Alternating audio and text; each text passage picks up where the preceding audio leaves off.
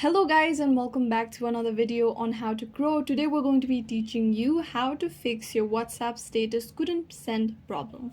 But before getting started, remember to support our channel, hit the like button, subscribe and turn on your notification bells to get notified every time we post a new video. Without further ado, let's get started. First, go ahead and open WhatsApp on your mobile. Now to upload a status, what you would normally do is go to the updates section and tap on the plus icon that appears on my status. Then you'll be able to upload any images from your gallery to your status. But sometimes you'll see the issue that WhatsApp status couldn't send.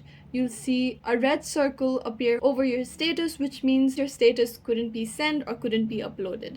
Now, how to solve this is you're going to go back, long press on the WhatsApp application, tap on app info. Now under app info, you'll see the option of force stop. Confirm that you want to force stop by tapping on OK. Now sometimes this issue may arise because the cache for this app has been building up. So to clear cache, simply tap on the clear data option and tap on clear cache.